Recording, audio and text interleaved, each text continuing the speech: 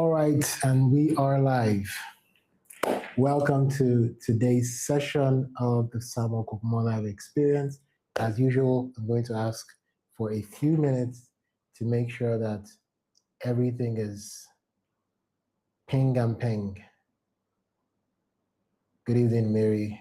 How are you doing? Just checking to make sure everything is good. Looks like we're live on YouTube, but everything looks good. Except the fact that I forgot to remove my book from here, and I'm ruining my aesthetic a little bit. Now that that is out of the way, let's get started. How's it going, guys? How was your week, and what are your plans for the new week? As usual, you know you cannot escape this from me. If you're a regular here, you know what I'm about to ask already. Have you taken the time to write down what your plans are for the week? I always ask, just write down three simple things that you want to get done this week. And why do I ask you to do that? Because it sets the tone for your week. It gives you direction. It puts your mind at peace. It gives you clarity, and it sets the tone for your week. Right. So we're going to be continuing our conversation around poisons, potions, and sorry, it looks like it's a little blurry on YouTube. So I just want to make sure. Okay, it looks like it has settled back. All right, we're continuing our conversations on poisons, potions, and progress today. To give a quick recap about what we talked about last week, we established, the reason why I'm doing this, reason why we're doing this, teaching, we're learning what we're learning here, is to make sure Toby, thanks for joining, is to help us to get out of the trap of setting goals every year, going at them, missing out a little bit, and then stopping totally because of, I don't know, you got bored, it got too difficult, whatever reasons what you usually give as, whatever it is that is usually a reason for not continuing with your goals. And I said that this usually leads to a trap of living the same year over and over and over and over again. You remember that last year you set this goal and you dropped it. And then you set another goal this year and then you dropped it. And that was what happened 2 years ago. And then on and on and on and on and on and on and on and on. Turns out you're just living the same year over and over again. Same thing that you wanted 2020 is still what you want now. You just polished it a little bit. Deep down, you know that you've not made real progress. And you're just kind of going in circles. So I would like to help us to escape that trap. And last week we talked about, laying the foundations.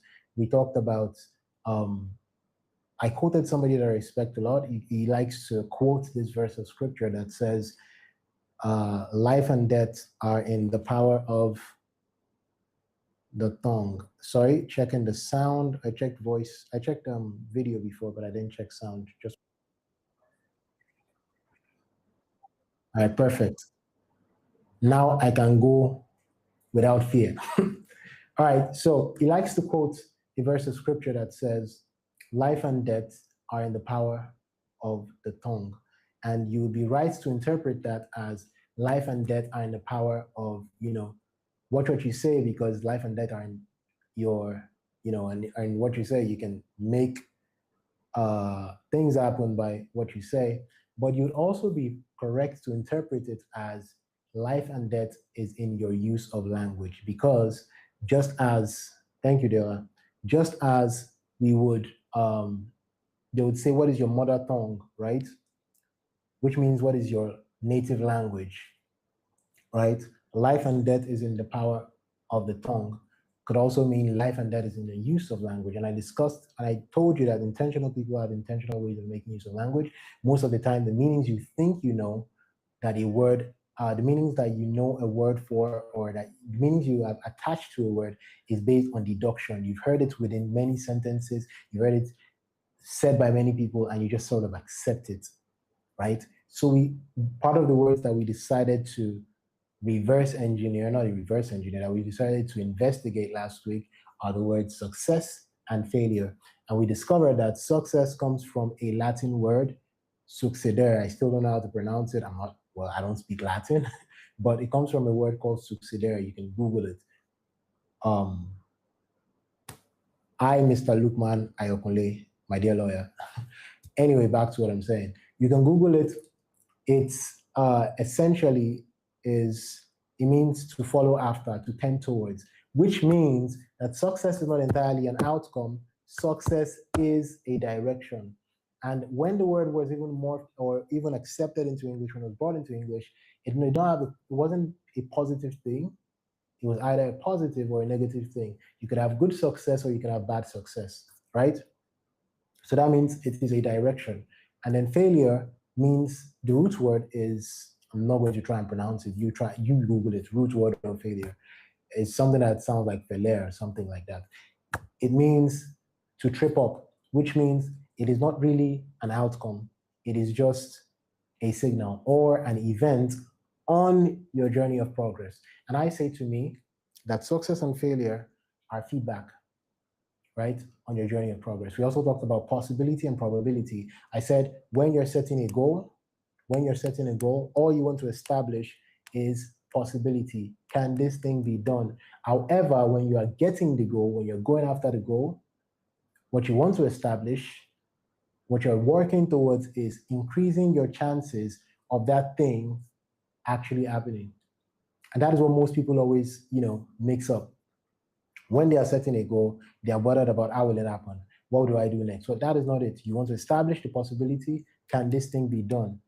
And then when you're working on it, you're increasing the probability, the chances of that thing actually being done. And I think that's where we wrapped up last week. Final check before I run down.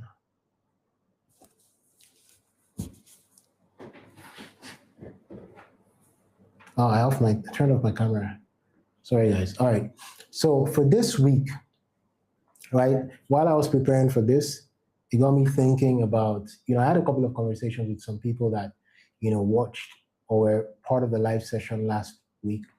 And, a lot of me had me reflecting.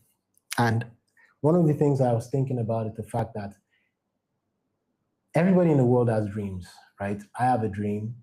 You have a dream. We all have dreams. Skybank used to say they are there to help us. What was that about again? I wish, is it a dream or something? I don't remember. I wish I had someone say yes to my dreams.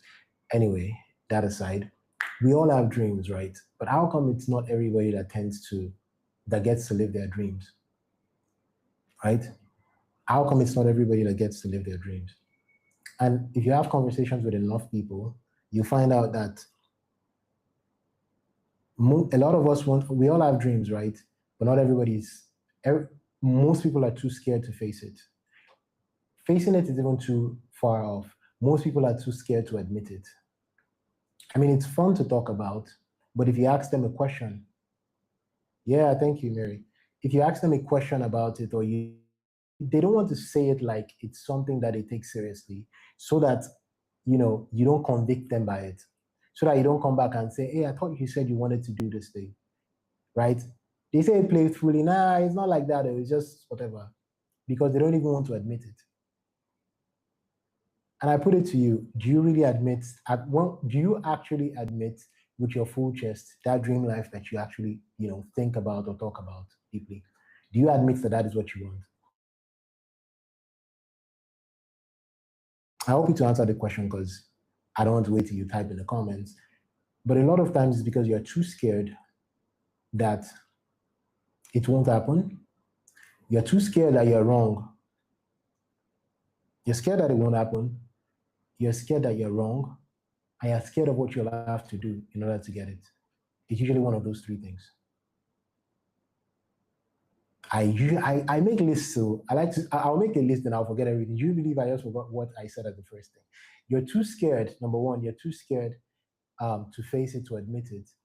You're scared that, you're not sure that this is not really what you want. And then if you say it's what you want, and later you say you no longer want it, people will be like, what's wrong with you? So first of all, people are too scared to admit it, and then they are too scared to face it. And that's part of what we're going to talk about today. And also, people allow other people to talk them out of their dreams. And I wonder why. I understand why, right? And I'm going to tell you a story of how I was nearly talked out of not entirely my dream, but something that I was working on, right? But here's the thing.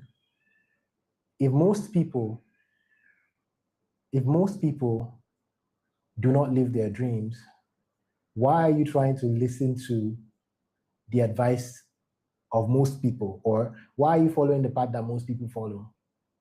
If you've established that that thing that you imagine in your mind, if it's established that that life you want to live, not a lot of people are actually getting it. Why are you taking general advice for something that is personal? And a lot of times, no insults to anybody in your circle or no insults to anybody that you talk to. A lot of times, the people that you're actually asking are not living their dreams as well. And they're too scared to admit it, and they're too scared to face it. And now you that you're scared to face it, you're asking somebody else that is scared to face their own dreams or to face what their own desires are. You're asking them for permission. What do you expect? Let me tell you a quick story. I think it was my second year in the university when this happened. No, actually, it was my third year, right? In my third year, I went into a little bit of student politics, small scale, nothing big, just in my department, right? I was the vice president of the departmental association. And actually, it happened in my second year. This happened in my second year. It was my third year that I was the vice president, but we had just finished the elections and whatnot. And that same year, in the first semester, I had set the goal that I wanted to graduate to the first class. And that was my North Star. That is what I wanted. So now we just finished the elections. Now I got to meet some of the former schools. I'm like, hey, give me some advice. Give me, what how's it going to be like? They gave good advice, and then I now went back to like, man, you know what? Academically, how does this affect you, right? And then all of them, not all of them, most of them, the ones I asked at least, they started telling me stories like, man, just forget it, your GP will drop. Man, don't worry, there's nothing you can do. You don't have time. Your head will be hot. Everything will turn upside down. This. I remember I was in the middle of a symposium, like we were just outside talking after doing some we were part of the organizers and whatnot. And I just started thinking like, oh man, which I put myself inside like this? Because all I wanted was finish school with a first class degree to put myself in the best position for whatever comes next. And here I am, hearing that this thing that I went to go and shoot my head in, wait, let me adjust to, before Ola comes and tells me that I'm not putting my camera in the right way. Ola, my camera is good, Abi. My angle is good. Okay, I'll see your comments. Anyway, so here I am. People that I respect, people that I look up to, people that have done something that I'm now about to step into, they're telling me that I'm going to fail. I'm not just one person. 2, 3, 4 of them, up to the point that I just decided, you know what, I'm not even asking anybody again. And that's devastated me. And it made me feel powerless, right? And it wasn't like I was a super strong A student at the time. I had a plan semester after semester that I feel like I can't sow one whole year into, not making progress and still be able to reach my goal. So what did I do? I decided, you know what? I don't know what it's going to be like, but at least if I'm going to bleed out, don't let me bleed out and die. Don't let me, okay, thank you, Ola. Don't let me bleed out and die. Don't let me fall into a situation where it is as bad as they described. I put it to you that in my third year, I think those 2 semesters were the best semesters that I had throughout when I was in school. I think throughout those 2 semesters, I only had 2 Bs, a B in the first semester and a B in the second semester. This is not to motivate anybody with getting A or Bs, but the idea, what I'm trying to say is, so yeah, that semester passed, and then the next year after I had gone out of the position of the vice president and whatnot, and I met another ESCO who was also in the first class, and then he was telling me about how he was now in his final year, and was excited that he's very likely going to graduate with first class. And then I told him what other people had told you, like, man, do you know the people that you were talking to? No insults to anybody, right? Or no jabs to anybody, but the people that I was asking for advice were people that were not even close to my level in the first place. There were people that had already given up on the fact that they were going to come out with really great grades. I'm not, again, no jabs to anybody, and I don't think anybody that I'm referring to now is watching this. But what I'm trying to say is, I could have let them talk me out of it. They gave me an excuse. My excuse was, hey, I'm into student politics. You can't combine student politics and still be able to come out to the great grade. Guess what? Both me and my friend, another guy that was in the cabinet, then we both came out with first class. But my point is not about first class degree or whatnot. The point there is that taught me very early to watch who you take advice from. That taught me very early to not allow anybody talk me out of what my goal was, right? Because think about it. These are people that I respect. These are people that have done what I've done, telling me to my face that I was going to fail. And I didn't. Quite all right. Let's get into the meat of what we're talking about today. Right. So we're still talking on this, we're still on the topic of like goal setting, goal getting, and whatnot. We already talked about possibility, probability last week. Today, I want to talk to you about the 3 types of goals, according to Bob Proctor. You should Google Bob Proctor. He's one of the, should I say, top people when it comes to the topic of personal development. And he says there are 3 major types of goals, right? There are the type A goals, type B goals, and type C goals. Allow me to break it down. A type A goal is a goal that you've done before. It's no big deal, right? You've seen it happen before. You've done it before. You know how to do it. It's just, boring and bland. You've done it before, right? Type B goal is, it stretches you quite all right. You have a good idea on the possibility, probability spectrum that we discussed last week. You have a good chance of getting it done, but it will still stretch you, right? You may know how to do it, or at least you know how to figure out how to do it. And then there are the type C goals. You see, the type C goals are your dreams. The type C goals are those ones that you're too scared to admit. The type C goals are the ones that you're scared that you're wrong about. The type C goals are the ones that you don't want to tell anybody so that they won't call you crazy for you to even think like that, right? The type C goals are the ones that if you attempt it at your current level, your current resource level, your current capacity, your current knowledge level, chances are it will wreck you, or it might, okay, I don't want to kill you, but it will take a toll on you. It is the type that if you imagine even doing it, there's a chill running down your spine, right? Those are your type C goals. That is your dream life. Now, if you set type A goals alone, you're never going to grow. If you set type B goals alone, you're going to grow really well, right? You're going to go really, really well, but you're going to see that you're not going to build a life that you're proud of. Not entirely. You'll achieve a lot, but you don't feel fulfilled, right? Because you're all about the grind. Stretch, stretch, stretch, stretch, stretch. You just keep going at it. There's a target, I move. There's a target, I move. There's a target, I move. And I've fallen for that trap before, right? I've fallen for that trap before. I set a goal, super challenging, super stretching. I got close to it. Thank God that I had the wisdom to stop before it actually wrecked me, because it was fun going at it, but it was affecting other parts of my life. But the type C goal, right, is the one that kind of gives meaning to everything else.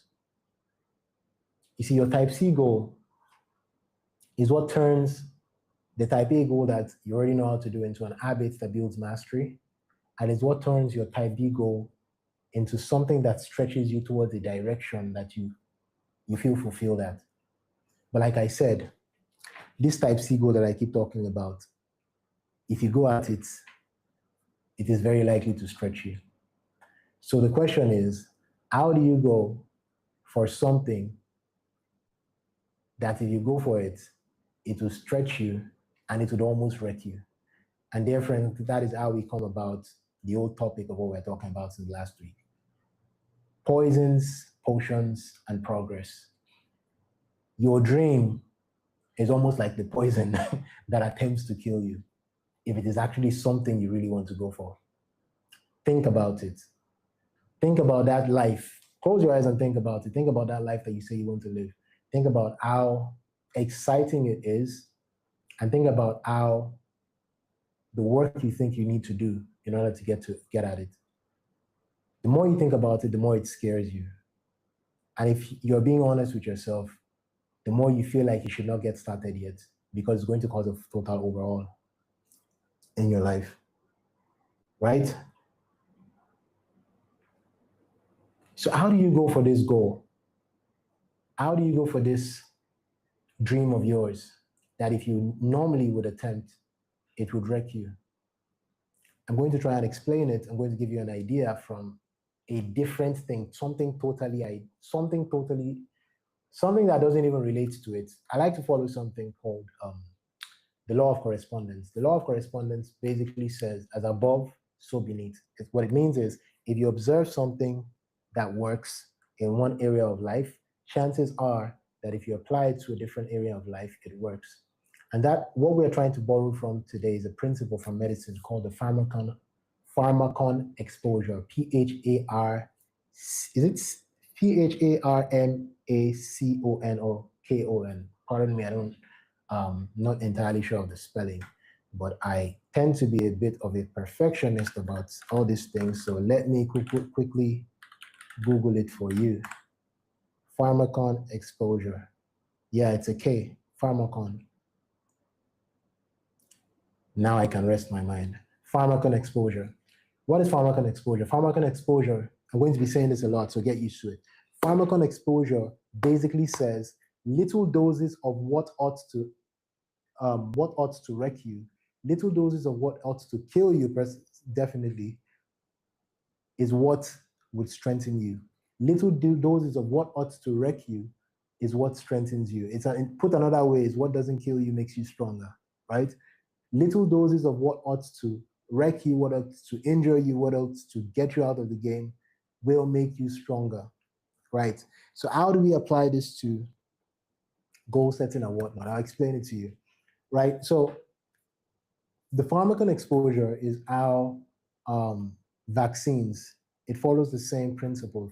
Vaccines follow the principle of pharmacon exposure. How does a vaccine work, right? A vaccine, essentially, if you do your research, is they take a little dose of that thing that they are trying to help you prevent. They take a dose that is not big enough to injure you or to kill you or to get you really sick, and then they administer it. And what does it do? I'll take you through the 4 steps of, should I say, the mechanism of action of a vaccine. Number 1 is small exposure. You're exposed to a little bit of it. Again, little doses of what ought to wreck you makes you stronger. A small exposure, it's imputed into your body, right? It's imputed into your body, and what happens next? Your immune system identifies it as, oh, there's something wrong, something is different. We have to do something about it. It's called immune recognition. What happens after? Practice response. Okay, now that we've identified that something is wrong, what do? We have to respond to it. Then it starts to build antibodies specifically for that. It starts to build, it does what the body does in order to, attack or take care of that pathogen or that thing that is not supposed to be there. And then finally, which is the 4th step of its mechanism of action, is memory formation. Now that we've seen how this thing works, now that we have seen this kind of pathogen before, we have created a system that can attack this thing even if it is more intense next time, right?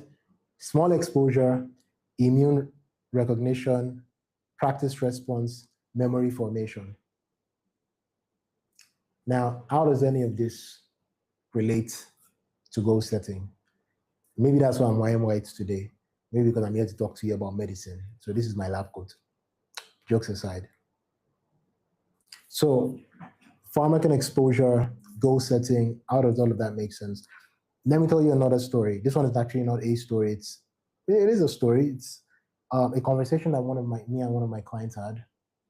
He's I would say one of the biggest YouTubers in a specific niche in the world. He's a thought leader in that niche, right? This guy has published over 1,000 videos on YouTube, right? And it actually motivates me, it inspires me just watching him, watching the things he's doing. He has published over 1,000 videos on YouTube. And he said, Sam, Do you know that I didn't start to feel like I was good at creating videos until like video 600 or video 700. And it got me thinking, what do you mean you didn't feel like you were making good videos until video 600 or video 700? It means essentially for 600 to 700 videos, this guy felt he was doing a bad job and he still kept doing it, right? Let's bring it back home. Let's go back to the different types of goals and different types of your dream life and whatnot before I now, link it into the Farrakhan exposure. This guy's type C goal, I want to become a thought leader in my niche. Just like you that you're watching, there's an intention in your mind, a very big dream, a very big intention that you have. And just like him, if he attempted to compare himself, his then self, with that dream, it will wreck him. Number one, he didn't have the resources for it. He even admitted to me that he didn't have the capacity, he didn't have the talent, he didn't have the skill for it until like video 600 or video 700. So what does he do? Number one, he goes to his type A goal. And what does he do with that? What is his type A goal? Shoot a video and post it. Shoot a video and post it. Shoot a video and post it. A little dose of what ought to kill you.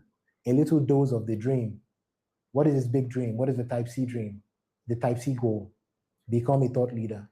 A little dose of what ought to kill you, administered consistently, right, is what makes you stronger. I told you before, a couple of minutes ago, that it is your type C goal that gives your type A goals, and your type A goal meaning and gives direction to your type B goal. So I'm using this guy as an example here. I want to become a thought leader in my niche. What is my type A goal? Shoot a video and post it. Shoot a video and post it. Shoot a video and post it. So let's say he's done that let's say he's doing a video a week, right? He's doing a video a week. Year one, he's like, okay, you know what? I have now mastered, I now have an habit of creating a video a week and just posting it. A video a week, every week, I'm posting a video. So now, you know what? Let me set myself a type B. By the way, this is not his real story. I'm just using it as an example. Let me set myself a type B goal, right? Next year, with this same number of videos that I've now built an habit of, let me try to make it more interesting so that now this year I only had, 300 subscribers. Next year I want to do 5,000. I'm not doing anything differently, not particularly. All I am still doing is administering little doses of what ought to kill me so that it can make me stronger. Little doses of what ought to injure you, what ought to wreck you, makes you stronger. I keep pushing that into your mind, hoping that you catch it, hoping that I'm jumping the gun here, but it always pains me if people don't get what I'm saying while I'm saying it, right? The mistake you may be making is that you are trying to go head on with your you're trying to go head on, or you're trying to compare yourself with who you are going to be. How do I say this? You're trying to face your type C goal head on without administering little doses of the type C goal that is killing your momentum, that is killing your drive, that is making you not act. Little doses of that thing administered consistently makes you stronger. So he's now really good at shooting videos. His goal now is, how can I make videos that gets me more subscribers by doing just that same thing over and over and over. So next year he says, okay, let me get 5,000 subscribers. Awesome, maybe it gets 4,678. Next year, I want to make it 10,000 or 15,000. What is he still doing? Little doses of what ought to kill him. I was telling Ola, someone on my team, that I feel like I overemphasize on things and maybe it's a little annoying, but he said it's good, so I'm going to keep doing it. Little doses of what ought to kill you, administered consistently, makes you stronger. When you hear, don't worry, I'll get to that part soon enough, right? And then bit by bit, consistency by consistency, little doses by little doses. You develop a little bit of this and you develop a little of that, a little bit of this. Your problem is you want your dream life, but you've not identified the type A goal, the habits that get you there. You've not even gotten the minute detail, the repetition, the 600 videos that this guy is talking about that it took for him to get good. Doesn't mean, and here's the thing, doesn't mean that in those 600 videos he didn't get any subscribers or he didn't get any followers. Of course he did. But deep down inside him, he knew that he was not yet where he was going. He was not yet that thought leader yet. But what was he still doing? You know it already. You can even type it. Little doses of what ought to kill you, administered consistently, makes you stronger. So what is the littlest dose of that your dream life? Let's keep going. Let's continue on this guy's story, right? So next year is like, okay, you know what? I want to get to 5,000 followers. So what is he going to do? He's going to try and be a better presenter. He's going to try and speak better. He's going to try, maybe he starts to buy new equipment with the little resources he's been able to get. And then somebody that was just speaking about it, maybe he and his friend had the same idea, but that guy wasn't administering little doses that ought to if you have your camera, if you have your phone on loudspeaker now, whoever is listening to you beside you probably won't know what's wrong with this guy. So we're in year 2 of this guy's journey, right?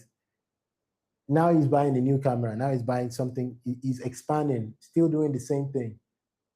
You know, the same minute detail, the same little thing repeated over and over and over and over and over again. And then he gets to 5,000 and he sets his gaze at 10,000.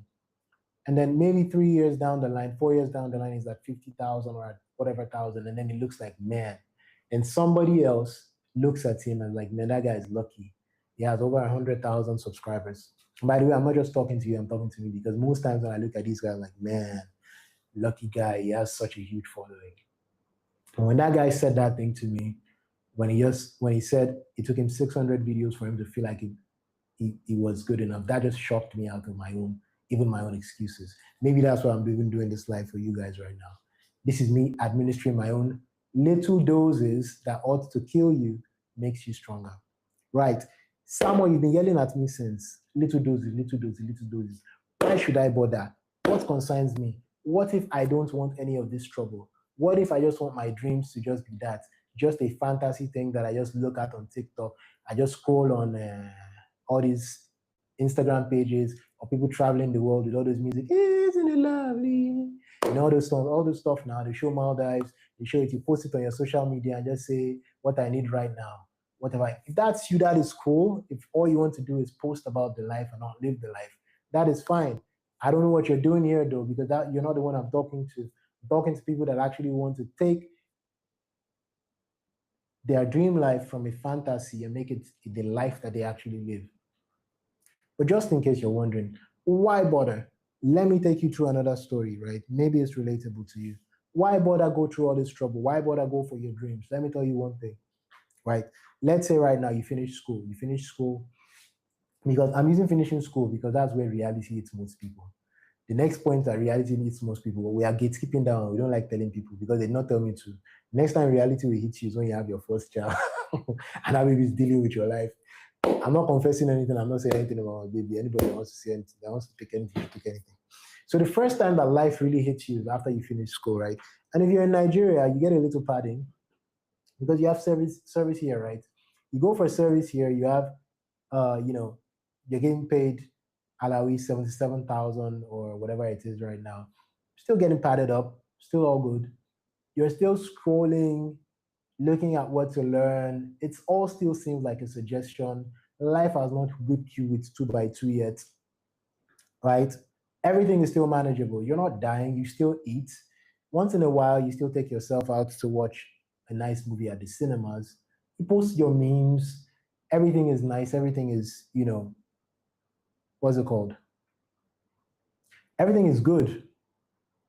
You have dreams, but it's not yet time.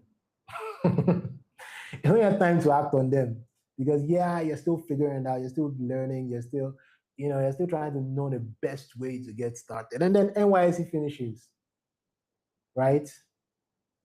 NYSC finishes, and then you have to look for a job because of course you have to survive. Just something for you to guide with. And then now you found a job, it's 250,000 naira, and guess what? Now you have to move out probably from your parents' house that you were, or now you have to move to a new city or whatever. And of course, you have to pay rent. They tell you rent is 500K or 600K if you're lucky. And you're like, okay, that's not bad. And the agent tells you total package 900K or 1 million. You're like, why is this so difficult? You go to Twitter, you start complaining. All these people are so wicked. All of this. I'm not disputing. Is it fair? No, life isn't fair, right? But somehow you scale through, you find a house, you pay the rent. Big boy, you're in the leagues now, right? And then guess what? Guess what now? You don't want to guess. Force scarcity hits.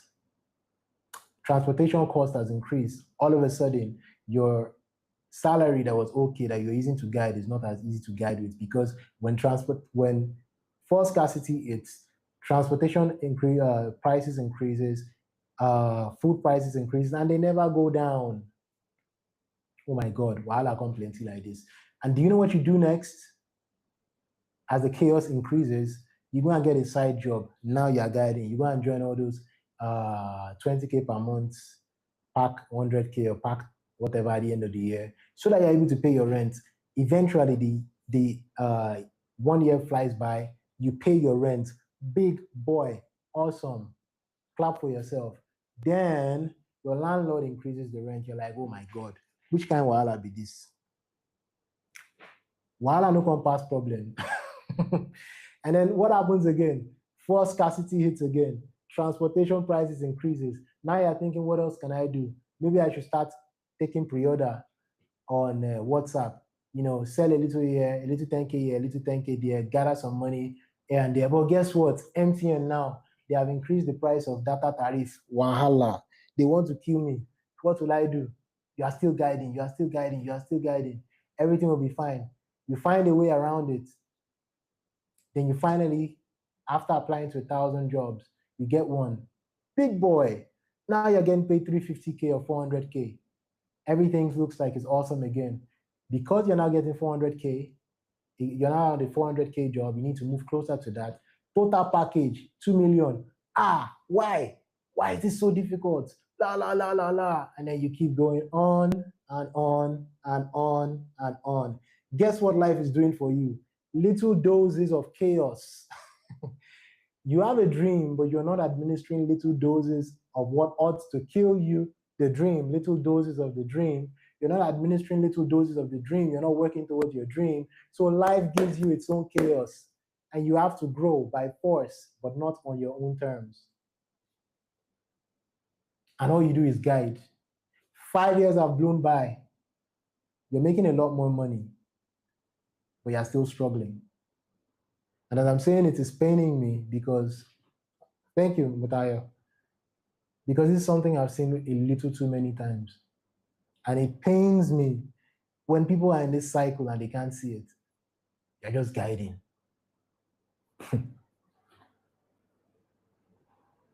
Why should you go for your dreams? Because your life depends on it. Most people are just complaining and complaining and complaining and complaining and complaining and complaining and complaining. Yes, Nigeria has its own. Yes, things are bad. Things are bad everywhere. Maybe not as bad as Nigeria, but there's a version of you in the US making the same decisions that you're making. And guess what? That person too is in the same chaos that you're in. They just have light. And they're just as sad.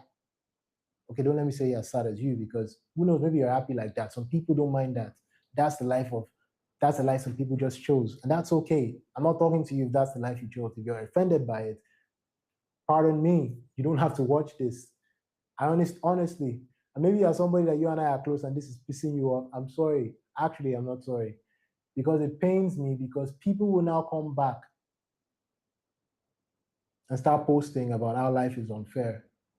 Life is unfair on everybody. Life is unfair on the billionaire. Yes, the factors are different. They can throw money at some things, but life is unfair on everybody.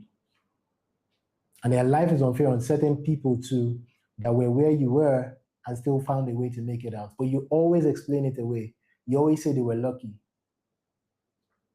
You always look for a way to give yourself an excuse. You never want to administer little doses of that dream life. You don't want to increase the probability of that dream life actually happening. You always have an excuse. The problem with your excuses is that they're true. You don't have time. Right.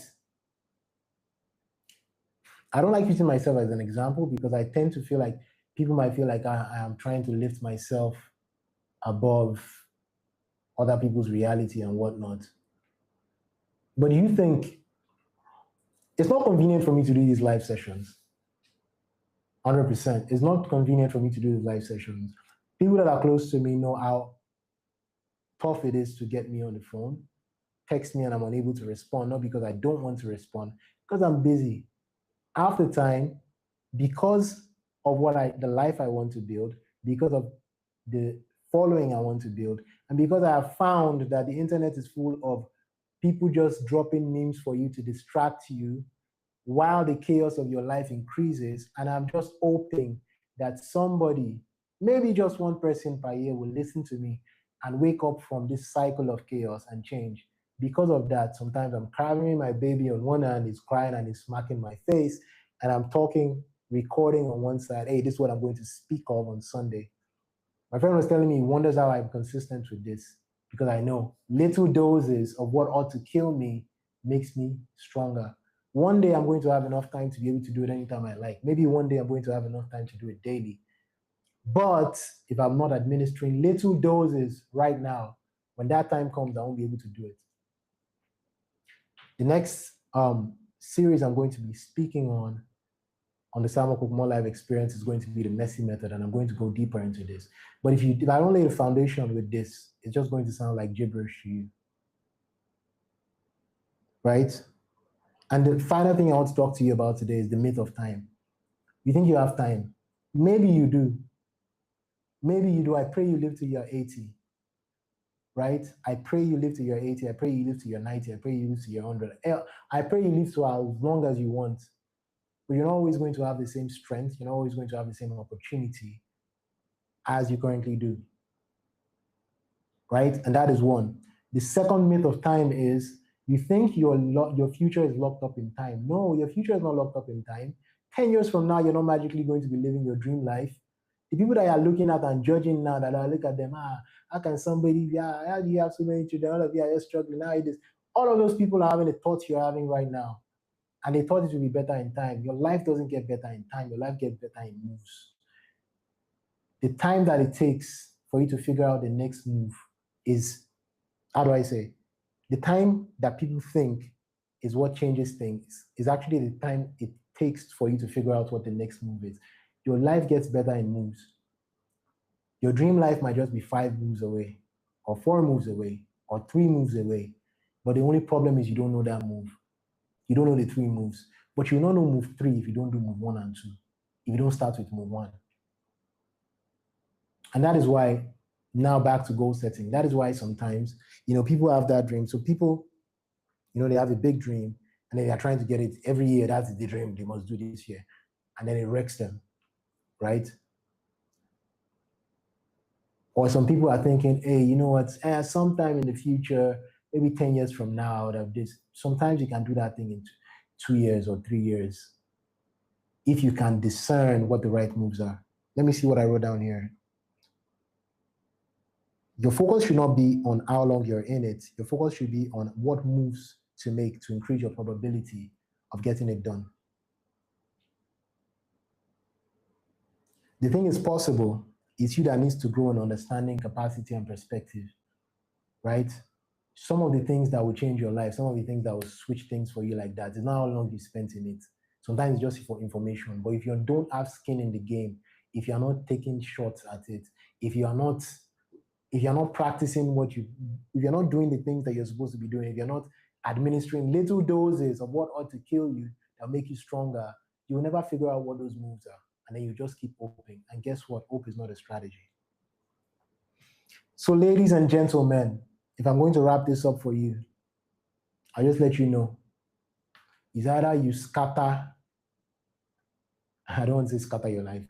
It's either you, by yourself, start to choose the hard work of figuring out how to live your dream life, doing the hard work of figuring out what moves, start making moves to figure out what moves will move you towards your dream life, or you allow life to pressure you into growing. When life pressures you into growing, it's not pleasant. When you pressure yourself into growing, it's not pleasant. One gives you fulfillment, one is just guiding. If I could drop mic, that's where I would. Let me drop remote. I can't drop mic. Yeah. Anyway, my people, next week, same time, we're going to be doing a live Q&A session, possibly on the WhatsApp group or the WhatsApp channel. Not sure. Let me see. I'm not seeing any comments. All right.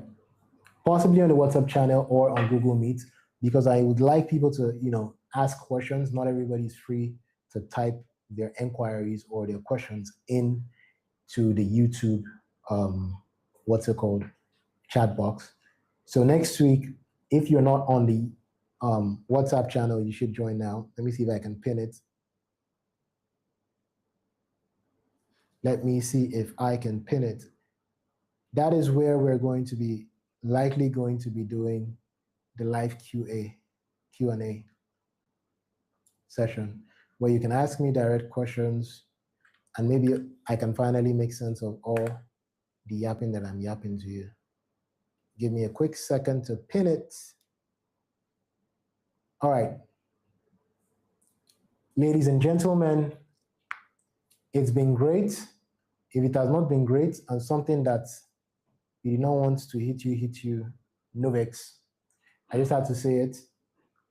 Hopefully it wakes you up and lets you realize that you're not guiding really. You're actually getting stronger. Life is pushing you to get stronger, but you're just getting stronger at managing chaos, where you can get stronger at working towards your dreams. Thank you very much for joining today's session of the Samuel Kokumo Live Experience. Have a great rest of your week, and do not forget, write down 3 things you want to get done this week. It gives you clarity, it sets the tone for your week, and it sets you up for success. Final talk. Little doses of what ought to kill you or wreck you makes you stronger. See you next week.